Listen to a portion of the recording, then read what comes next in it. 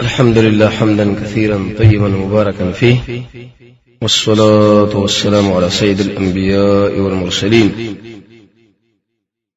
محمد وعلى آله وأصحابه أجمعين. أما بعد، ثلاثة من الأنصار لم يكن أحد يسمع عليهم فضلا: سعد بن معاذ وأسيد بن الهذير وعباد بن بشر رضي الله عنهم.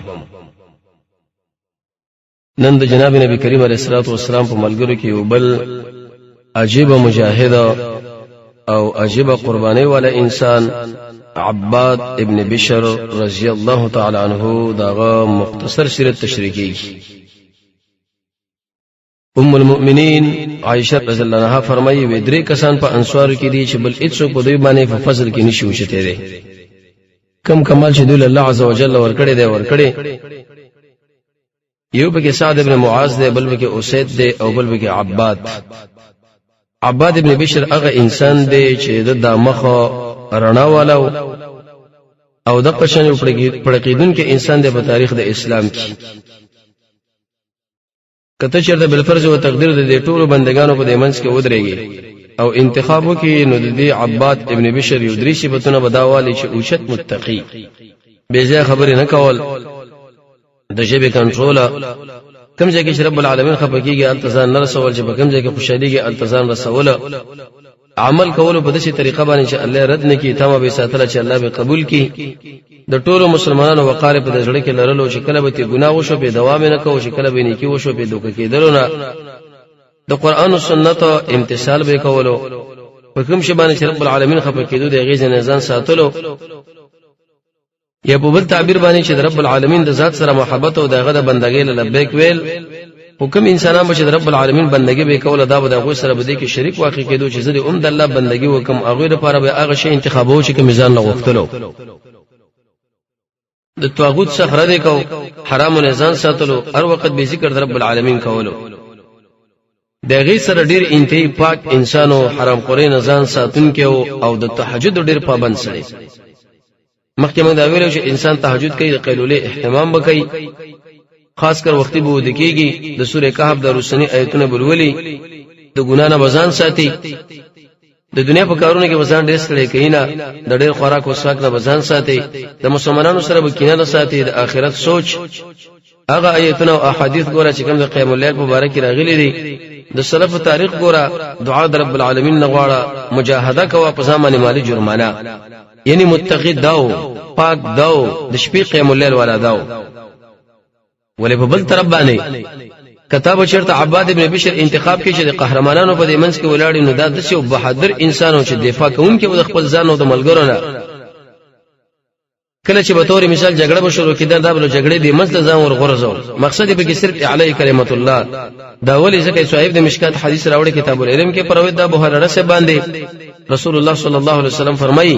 چې کم سړی علم د رب العالمین د رضا لپاره نه کې، الله عز وجل اول په غبن جهنم ګرمي.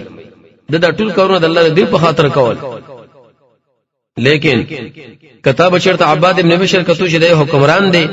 د دې ټول مسلمانانو په دیمنس کې یو قوي اعتمادي د مسلمانانو په مالونو باندې حکمرانو. حتی عائشه رضی الله عنها ویلي د بارکه او د قشن د نور ملګری دي چې هغه د قوم نو وې درې کسان په انصار کې دي، هیڅوک په هغه باندې په فضل کې اوچته دي نشو. دا ټول د بني عبد الاشهد د قبیله سره تعلق ساتي. سعد ابن معاذ چې دغه په شهادت باندې ژړق د عرش راځي، اسید ابن الهذير او عباد ابن بشر رضی الله عنهما. عباد ابن بشر هغه انسان دی چې کله د محمد رسول الله صلی الله علیه وسلم دعوت د یثرب په سرزمین کې راکاره شولو، دی وخت کې دا نوې ځوان پوره ځواني والا، مضبوطی سرمنی والا، د په دې مخ کې د پاک دامنۍ د طهارت هغه تازګي معلومېدله.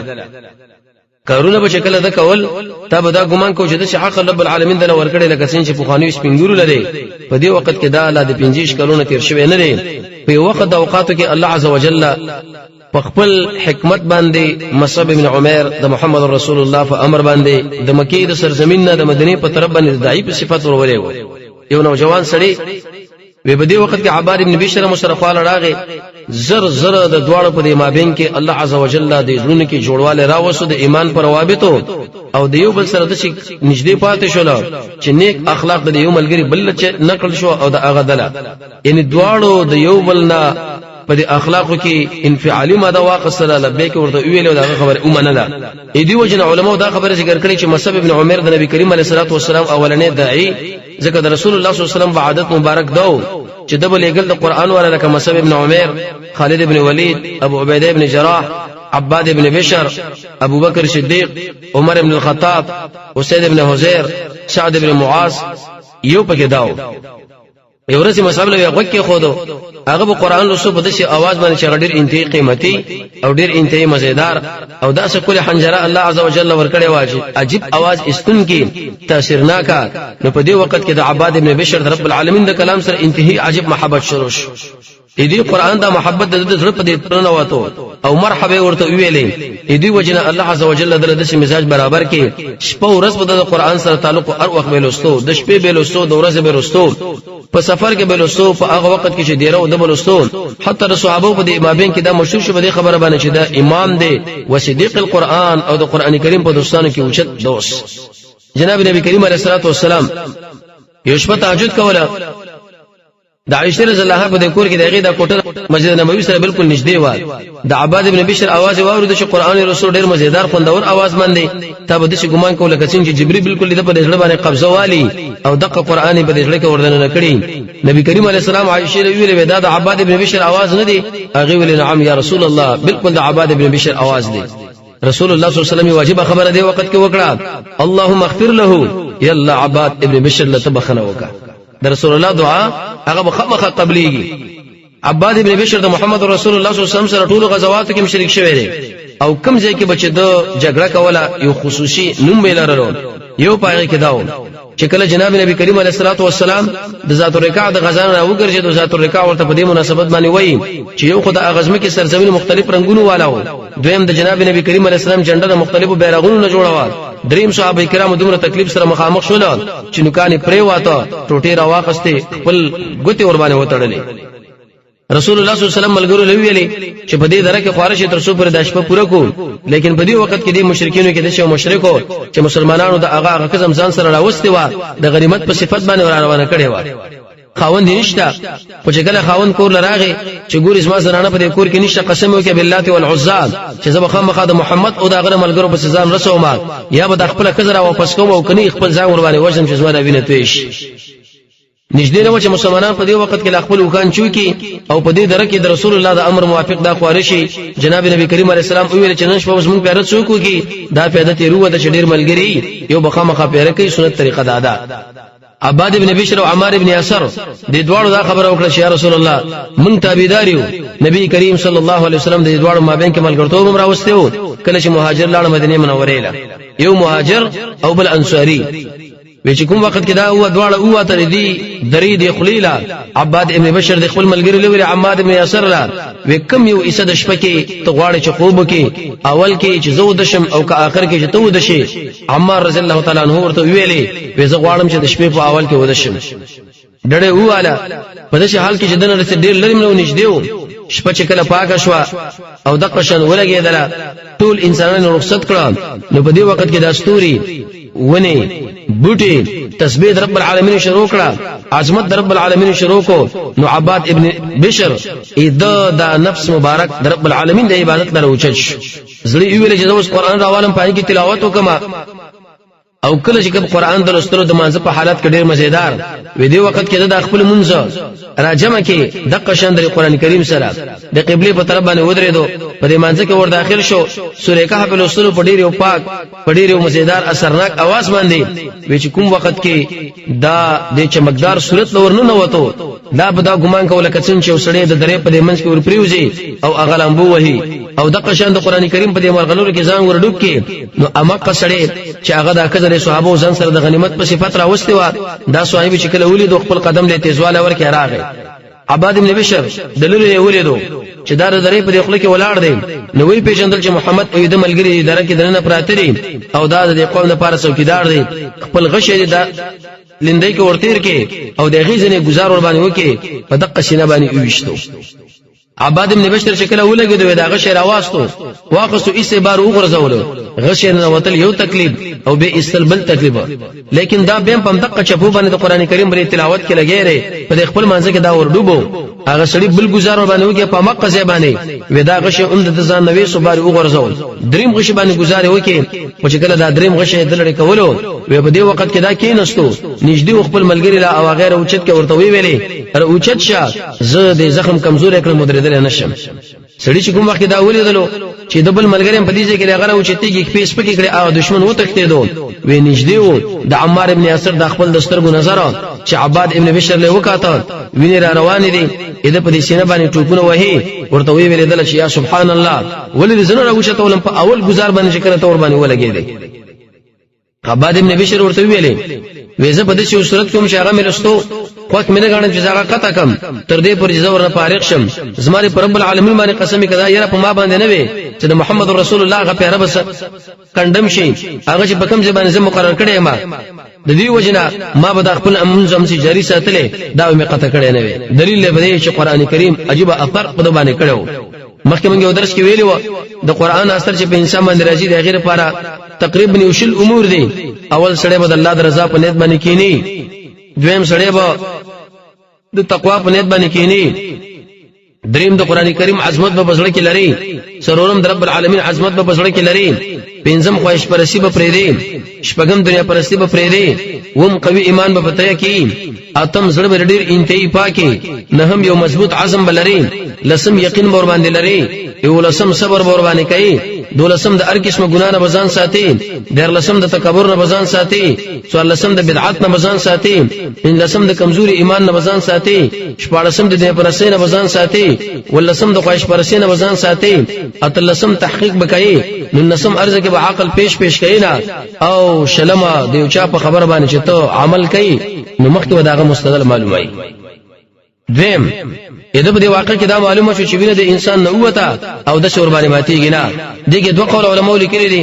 یو قول علماء دا ذکر کړی چې او د شور باندې ماتيږي راجی قول دار چې او د شور باندې ماتيږي نه تقریبا یو شپارس دلیل ځان سره بالکل په ځړ باندې وساتي چې په هغه باندې دقه د انسان د بدن نوینه اوزي او د شماتيږي نه وجه ده د جامع په دیونو باندې لطفت جناب نبی کریم علیه السلام ورته دعا وغوښتله او د شی ورته ونه ویل چې ساده او د مات شو مونږ را وګرځوا اول بخاری کې حدیث ته اول جنه نمبر صفحه ابو داود کې حدیث ته اول جنه نمبر صفحه سید ابن خزیمه کې حدیث ته اول جل سلور درش نمبر صفحه ام تقرا روایت د عباد ابن بشر راوړی دی به حقیقي روایت دی اول جل یوصل وکي چې جناب نبی کریم علیه الصلاه والسلام دله د شی ونه ویلې چې ته مونږ را وګرځوا دویم حدیث بخاری کې راغلی دی اول جلد شلم نمبر صفحه مشکات اول جلد سلوختم نمبر صفحه محمد رسول الله صلی الله علیه وسلم فرمایي لا وضو او دس په سړی باندې نشتا الا من حدث مگر په هغه ټینګ چې به ودس شي او ریح د بدن حوا صادره شو فتح الربانی دویم جلد 15 نمبر صفحه دریم دلیل ابن ابي شيبه ذکر کړی دی په خپل مصنف کې اول جلد 2 نمبر صفحه او امام بخاری رحمۃ اللہ علیہ په خپل صحیح کې ذکر کړی تعلیقا اول جلد 9 نمبر صفحه او عبد الله ابن عمر هغه روایت ذکر کړي چې داغه په بدن باندې بدانې وي هغه دانې به زور کړي او بعد دغه هغه د خپل منجری وساتلو د دې ماته دل ور باندې نه وشي څلورم دلیل مصنف د عبدالرزاق اول جلد یوصل 38 نمبر صفحه هغه په دې طریقې د عبد الله ابن ابي وفا د خلینو وینه لاړه لیکن دا بیرته په دې وخت کې د خپل منجرم چې جاری وساتلو او د رحمات نه کې پنځم یو دلیل دی بخاری کې اول جلد 9 نمبر صفحه امام بهقي ذکر کړی دی په خپل سنن کبرا اول جلد یوصل 20 نمبر صفحه کې عبد الله ابن عمر بخکر ولګولو به چې کوم ځنه وینه وته او مقصه اومنځلو لیکن خپل منجم چې جاری وساتلو ویل چې په دې باندې او د سماتیږي نه شپږم یو بل روایت د مصنف د عبدالرزاق اول جلد یوصل 45 نمبر صفحه ابو هريره رضی الله عنه د خپل غوته په پوزه کې وردنونه کړه او بعد دغه نه چې کله راوي سناغو په وینو باندې لټ پتوا او خپل مون به جاری وساتلو په دې وخت کې ماته دلونه وما مالک رحمت الله علیه په موطا کې روایت ذکر کړی دی اول جلد 20 نمبر صفحه سعید ابن مصیب مبارک دا خبره ده چې هغه د خپل غوته په پوزه کې دنه کړه ویني به ورنرو وتلی او هغه وینه به ورجامه به ور باندې لټ پېښ شو لیکن په دې وخت کې به خپل منځم جاری ساتلو اتم موطا کی روایت امام مالک ذکر کړی دی اول جلد 146 نمبر صفحه د سالم ابن عبد الله داغه اثر دی چې هغه په پوزه کې ګوتې والی او الته وین راوتلی خپل منځ جاری ساتلو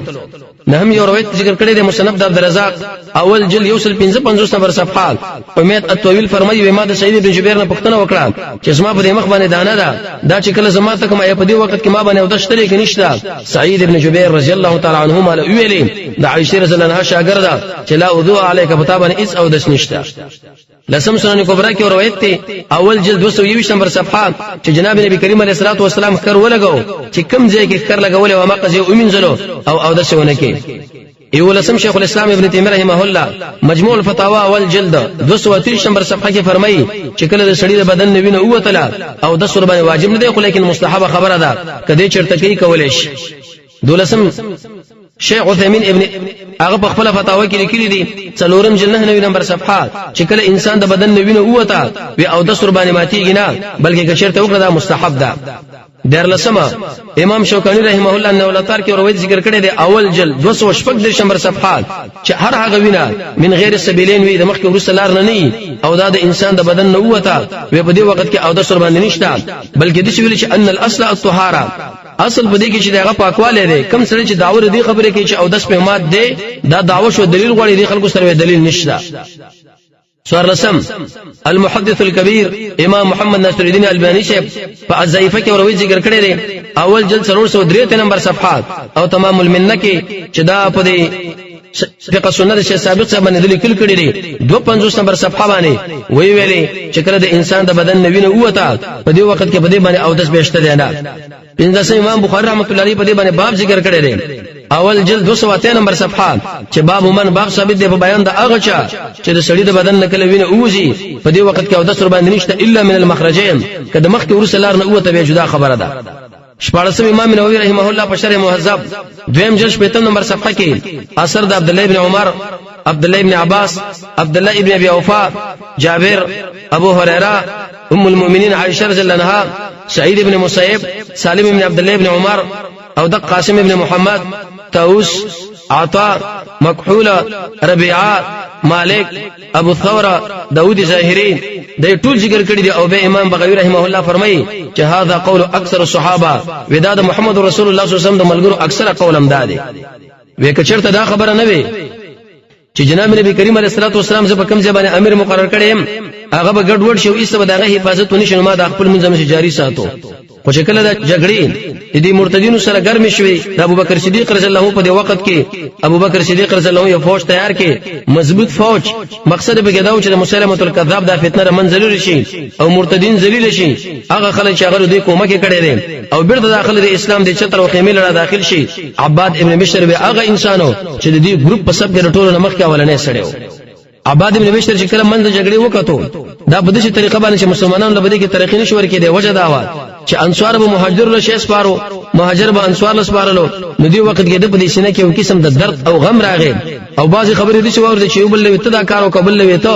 نو د په دې غوګونو باندې یو قسم بوج راغی او یقین وکړي چې نن مسلمانانو لبدې جګړه کې فتح نشي راتلې مګر په هغه ټیم کې چې مهاجر جدا کم انصار جدا کم هر چا ځان له مسؤلیت ور وسپارم او په دې وخت کې به هر سړی د دشمن مقابله له په قوي معنا باندې ودرېږي مجاهدین معلوم کړي شي صابرین معلوم کړي چې څوک دي وی پندیش په هغه شپه چې سبا د وسوړاندې کېږي معرکې لا او سخت جګړه شروع کېږي عباد ابن بشر ولید یو خوب وی په دې وخت کې اسمان کلاو شو زب کې ور داخل شوم د اسمان دروازې ما باندې را بند شولې چې سبا شو ابا سعید خدری له دا خوب ویل چې دې څه مقصد دی او به ورته ویل چې انها الشهاده یا ابا سعید زما د رب العالمین باندې قسم سبا تعالی رب العالمین شهادت درکې دا شهادت ته چې کله ورځ شروع شو د دشمن سره جګړه سخته شوله عباد ابن بشر په اوچت ځبانې د اسمه کې نو درو د اوچت आवाज باندې ویلې یا معاشر الانصار اے دا انصار جماعت جدا شید دي خلکونه بل توري دي په خونو نه روبا سي اسلام واځي مپر دي چې تاسو د وجنه کندم شي امدا اوازونه کول تر دې پوري چې د اخواله څلور سو انصار مجاهدین را ورسېدل